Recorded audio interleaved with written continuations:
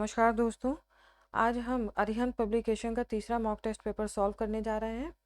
इससे पूर्व दो मॉक टेस्ट पेपर सॉल्व हो चुके हैं, जिसे आप प्लेलिस्ट में जाकर के देख सकते हैं।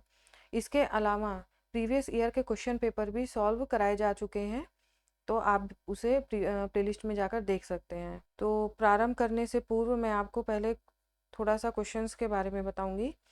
देखिए, हिस्ट्री के क्वेश्चन से तो शुरुआत ही है। इसके अलावा ज्योग्राफी के अच्छे क्वेश्चंस हैं, जिसमें ऑब्जेक्ट पर भी बात करूंगी। जैसे कि अगर नदियों के नाम पूछें तो उनको कहाँ से निकलती हैं, कहाँ पे समाहित होती हैं या किससे मिलती हैं, ये सारी चीज़ें मैं बताऊंगी।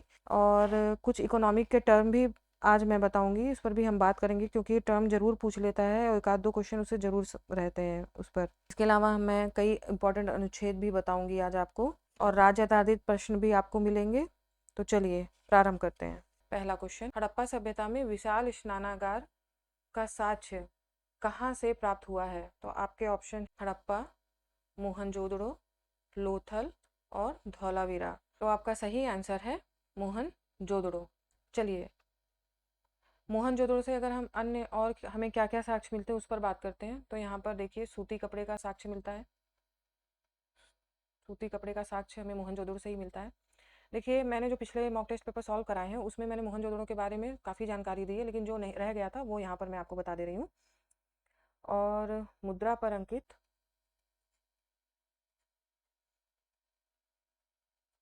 पशुपति नाथ का चित्र मिलता है, ठीक है, यानी कि शिव का।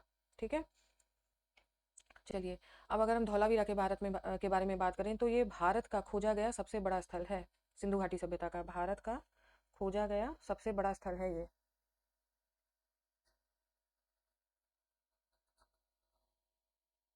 और दूसरे नंबर पर है आपका राखीगढ़ी। ठीक है, पहले नंबर पर है धौलावीरा और दूसरे नंबर पर है राखीगढ़ी। अगर हम पूरे भारतीय उपमहाद्वीप की बात करेंगे, उनमें सबसे बड़ा स्थल कौन सा था? तो उनमें सबसे बड़ा स्थल था आपका मोहनजोदड़ो, उसके बाद हड़प्पा, उसके बाद गनेरीवाल। ये तीनों ही इस समय पाकिस्तान में है। और चौथा नंबर पर है धौलावीरा, इसलिए भारत का सबसे बड़ा स्थल है धौलावीरा। अब हम हड़प्पा की बात करते हैं। तो हड़प्पा की देखिए, सर्वप्रथम जो जानकारी हड़प्पा के बारे में, इसके टीले के बारे में दी थी, वो दिया था चार्ल्स मेसन ने। चार्ल्स मेसन ने दिया था, और डेट थी 1826 में। ठीक है, उसके बाद दयाराम साहनी के द्वारा सर्वे इसका जो उत्खनन कराया गया, सर्वेक्षण और उत्खनन। उसके बाद माधव स्वरूप वत्स और फिर मार्टिबर व्हीलर ने कराया था। तो इस तरह से ये इंपॉर्टेंट पॉइंट्स हैं इसमें। और लोथल भोगावा नदी के तट का एक गोदी शहर है, यानी डॉकयार्ड है ये सिंधु घाटी सभ्यता का। चलिए, महात्मा गांधी ने अपना पहला उपदेश कहाँ दिया था? तो आपके ऑप्शन है लुम्बिनी, बी ऑप्शन है बोधगया, सी ऑप्शन है कुशीनगर, डी ऑप्शन है सारनाथ। आपका सही आंसर होगा सारनाथ। ठीक है, अब इससे संबंधित हम अन्य चीज़ें देख लेते हैं। देखिए, ये सारे स्थल जो है महात्मा बुद्ध से संबंधित हैं। जैसे कि लुम्बिनी में उनका जन्म हुआ था 563 ईसा पूर्व में। ठीक है, इनका जन्म हुआ था, और ये नेपाल की तराई में स्थित लुम्बिनी। कुशीनगर या कुशीनारा में 483 ईसा पूर्व में इनकी मृत्यु हुई थी। ठीक है, बोध गया में इन्हें ज्ञान प्राप्त हुआ था, और ये तथागत कहलाए थे।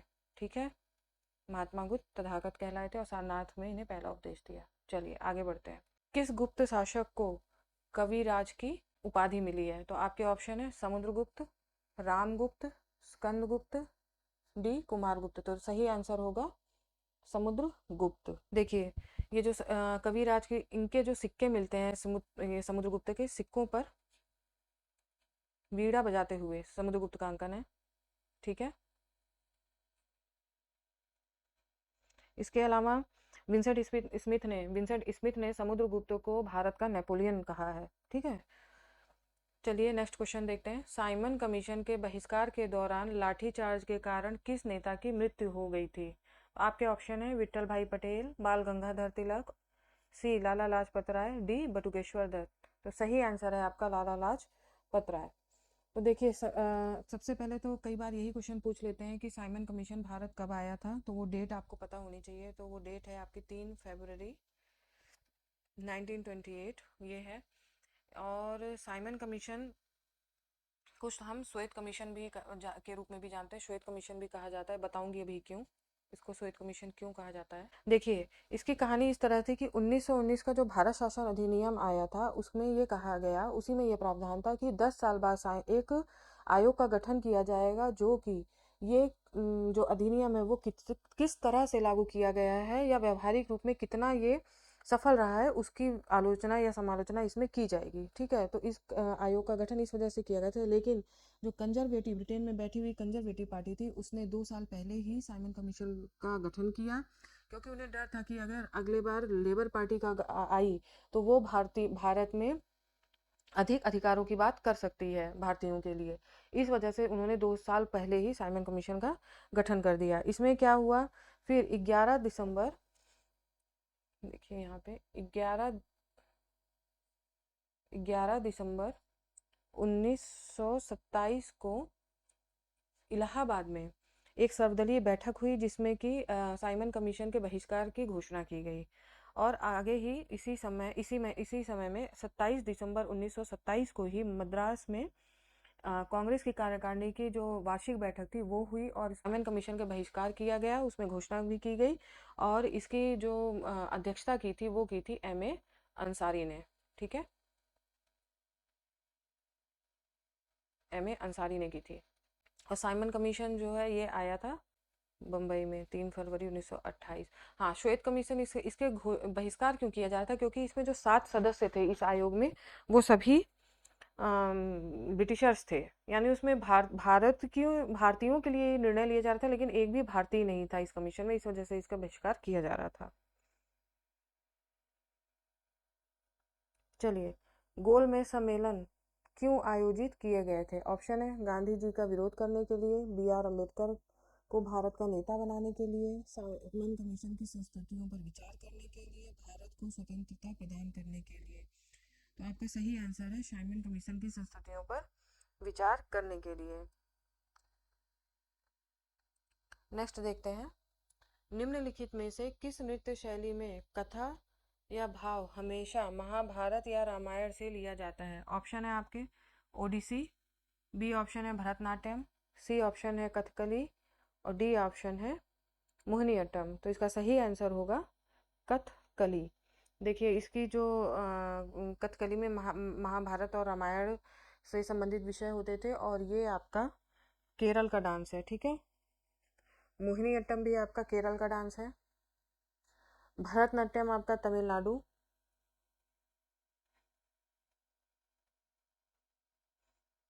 और ओडिसी उड़ीसा।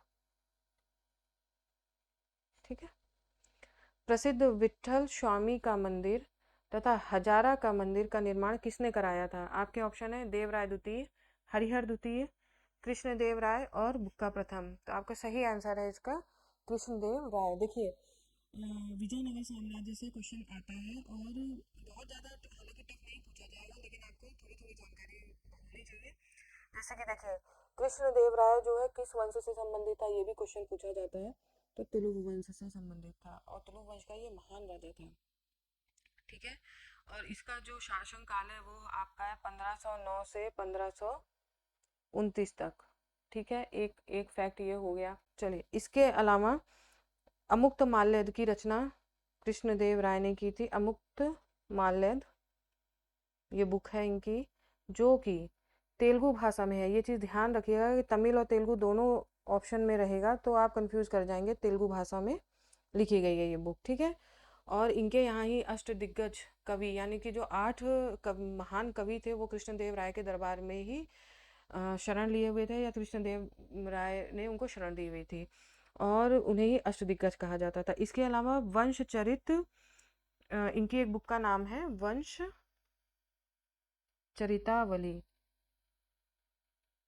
ठीक है, जो कि तेलुगु और संस्कृत दोनों भाषा में लिखी गई है। ठीक है, ये भी बुक आपकी पूछी जा सकती है, ये दोनों बुक ध्यान रखिएगा। चलिए, भारतीय मरुस्थल भारतीय मरुस्थल की एक महत्वपूर्ण नदी है। ऑप्शन है लूनी, B ऑप्शन है नर्मदा, C ऑप्शन है कृष्णा, D ऑप्शन है व्यास। तो आपका सही आंसर है लूनी। देखिए, जो लूनी नदी है ये गुजरात, सॉरी, लूनी नदी गुजरात और राजस्थान से होकर गुजरती है, ठीक है। और ये कच्छ के रण में जाकर के विलीन हो जाती है।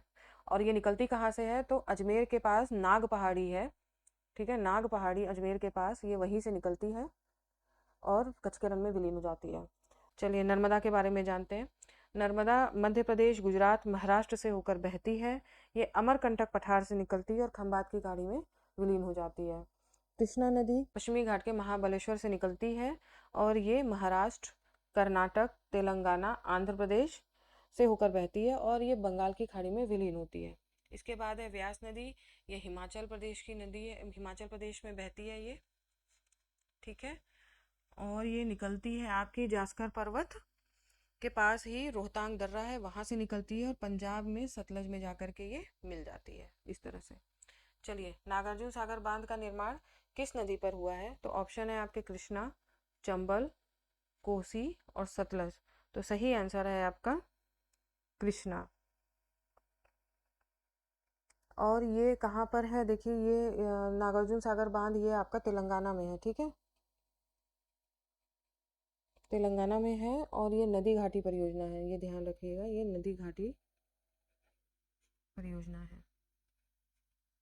चलिए समुद्र तल से ऊपर विश्व की सबसे बड़ी पर्वत श्रृंखला कौन सी है, आपके ऑप्शन है एंडीज पर्वत श्रृंखला, बी हिमालय, सी आल्पस, डी पायरेनीज पर्वत श्रृंखला। तो आपका सही आंसर है बी हिमालय पर्वत श्रृंखला। अगर हम अन्य पर्वतों के बारे में देखें तो पायरेनीज पर्वत श्रृंखला है, ये आपके यूरोप में है और ये स्पेन और फ्रांस की सीमा रेखा है, स्पेन और फ्रांस की सीमा रेखा बनाती है, ठीक है, फ्रांस की सीमा रेखा बनाती है ये।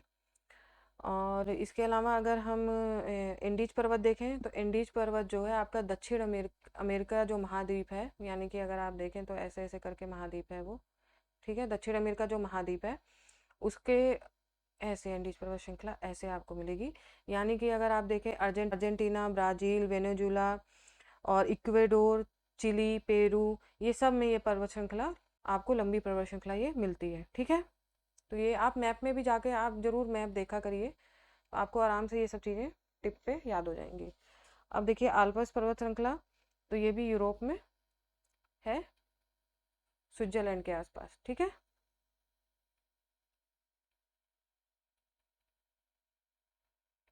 चलिए पूर्ण लागत कीमत निर्धारण के अधीन निम्नलिखित में से किसके द्वारा कीमत निर्धारित की जाती है, तो ऑप्शंस आपके इस प्रकार हैं, औसत लागत में जोड़कर, सीमांत लागत तथा सीमांत राजस्व की तुलना करके, सीमांत लागत में सामान्य लाभ जोड़कर, डी ऑप्शन है उत्पादन की कुल लागत द्वारा। तो आपका सही आंसर होगा सी, सीमांत लागत में सामान्य लाभ जोड़कर।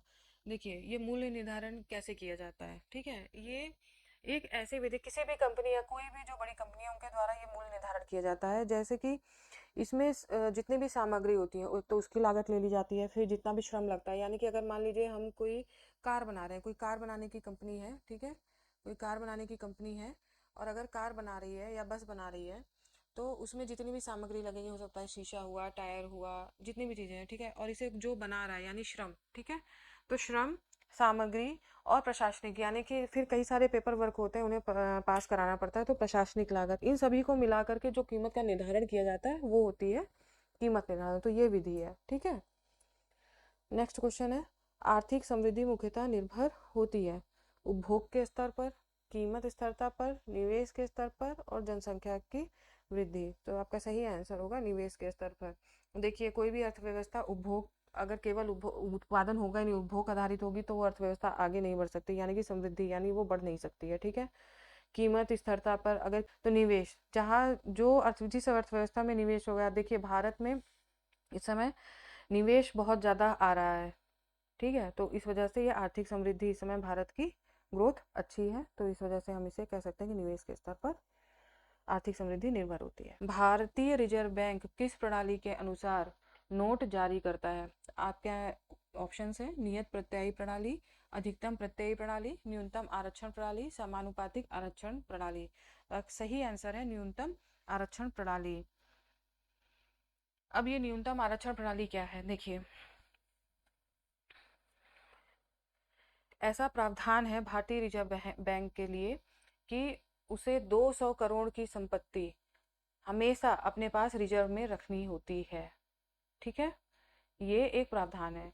तो इसके अंतर्गत राशि जो रिजर्व रखनी होती है उसमें विदेशी मुद्रा होती है, सोने के सिक्के हो सकते हैं, बुलियंस हैं, तो ये सारी चीज़ें इस रूप में हमें रखना पड़ता है। तो इसको हम न्यूनतम आरक्षण प्रणाली करते हैं और ये जिसकी राशि है 200 करोड़ रुपए। और एक फैक्ट ये देख लीजिए, भारतीय रिजर्व बैंक का गठन कब हुआ था, तो ये हुआ था 1 अप्रैल 1935 को गठन हुआ था। और अधिनियम जिसके तहत ये आया था तो 1934, ये अधिनियम जो था 1934 के तहत आया था। ठीक है, प्रति व्यक्ति आय निकालने के लिए राष्ट्रीय आय को भाग किया जाता है देश की कुल जनसंख्या से, कुल कार्यशील जनसंख्या से, देश के क्षेत्रफल से, प्रयुक्त पूंजी के परिमाण से। तो सही आंसर है देश के कुल जनसंख्या से। ठीक है, भारत के राष्ट्रपति केवल किसकी लिखित सिफारिश पर राष्ट्रीय आपात स्थिति की घोषणा जारी कर सकते हैं? ऑप्शन है प्रधानमंत्री, बी ऑप्शन है ऐसा मंत्रिमंडल जिसमें केवल संघ के मंत्रिमंडल के सदस्य हों, सी ऑप्शन है आपका संघ का मंत्रिपरिषद, और डी ऑप्शन है संसद। तो सही आंसर आपका होगा संघ का मंत्रिपरिषद। देखिए जो राष्ट्रीय आपात की बात है, ये राष्ट्रीय आपात की बात है, वो आपकी आर्टिकल 352 में है। ठीक है, और जो आपातकाल टोटल मतलब पूरे आपातकाल की बात की गई है वो आपका भाग है, हाँ तो जो भाग की बात की गई है वो भाग है आपका 18। ठीक है, इसके अलावा जो टोटल हैं वो हैं 352 से 360 तक। ठीक है, इसमें आपात की बात की गई, जैसे कि 352 में अगर राष्ट्रीय आपात है, उसके बाद आपका 356 में आपका राष्ट्रपति शासन है, और 360 में आपकी वित्तीय आपातकाल की बात की गई है। इस तरह से ये देखिए, अभी मैंने पहले ही व्याख्या कर ही दिया है कि संविधान में कितने प्रकार के आपातकालों का प्रावधान है। ऑप्शन है 1, बी ऑप्शन है 2, सी ऑप्शन है 3 और डी ऑप्शन है 4। तो इसका सही आंसर है सी, 3। अच्छा देखिए, इसमें क्या था, जो राष्ट्रीय आपात है उसमें युद्ध, बाह्य आक्रमण और सशस्त्र विद्रोह के आधार पर राष्ट्रपति आपातकाल लागू कर सकते हैं। ठीक है, तो पहले ये सशस्त्र विद्रोह नहीं था, पहले ये था आंतरिक अशांति, जो कि 44वें संविधान संशोधन के माध्यम से 44वें संविधान संशोधन के माध्यम से सशस्त्र विद्रोह को लाया गया। ठीक है, आंतरिक अशांति के स्थान पर। ठीक है, ये ध्यान रखिएगा, ये भी क्वेश्चन कई बार पूछा जाता है। संसद के दोनों सदनों का संयुक्त सत्र कौन बुला सकता है? तो आपके ऑप्शन है राष्ट्रपति, बी ऑप्शन है प्रधानमंत्री, सी ऑप्शन है लोकसभा अध्यक्ष, डी ऑप्शन है उपराष्ट्रपति।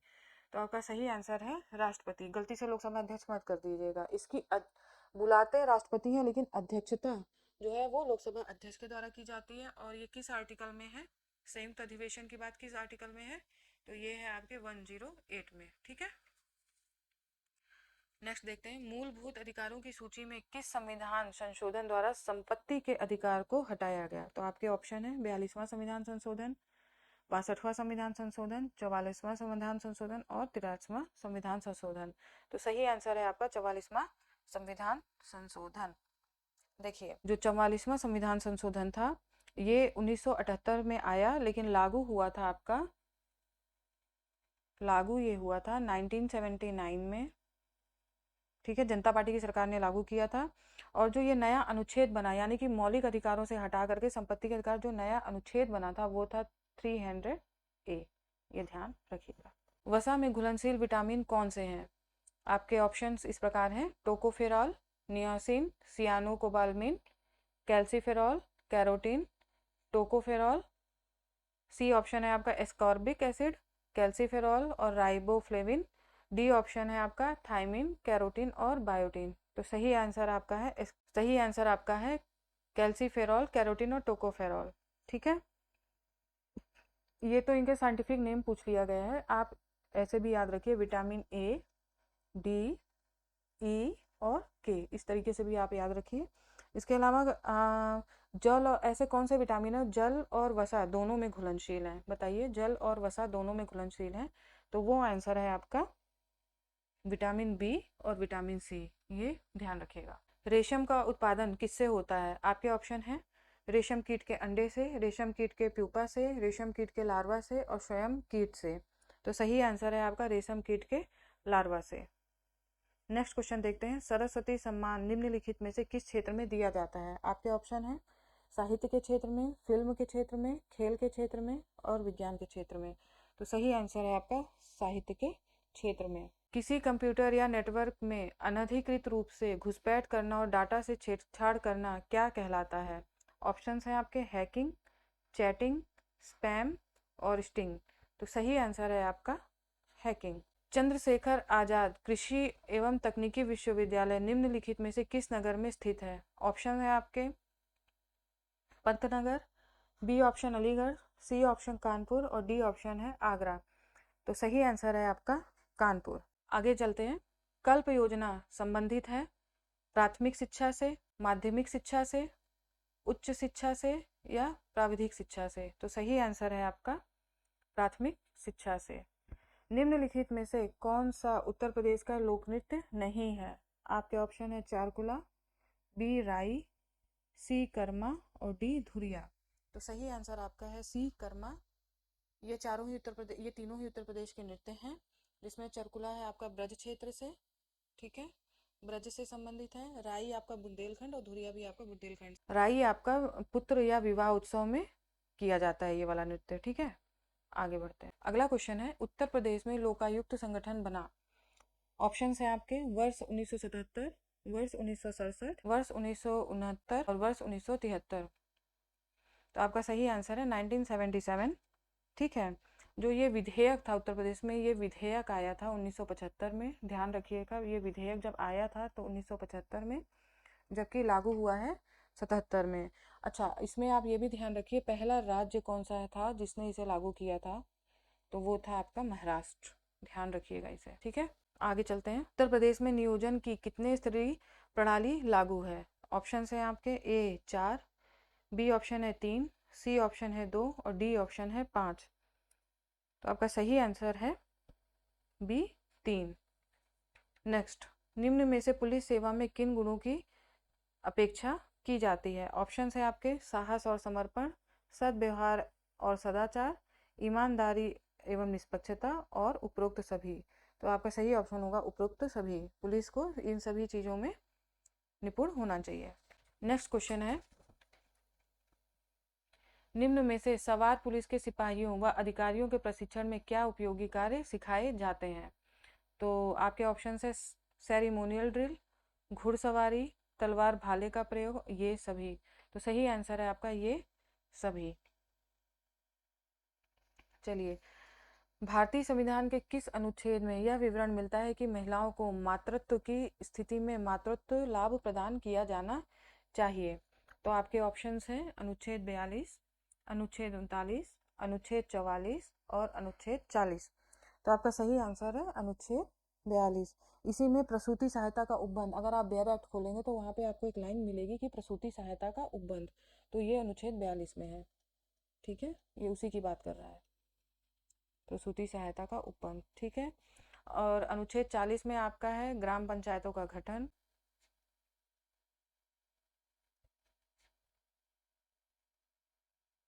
ठीक है। इसके अलावा ये है अनुच्छेद 44 में आपका समान नागरिक संहिता,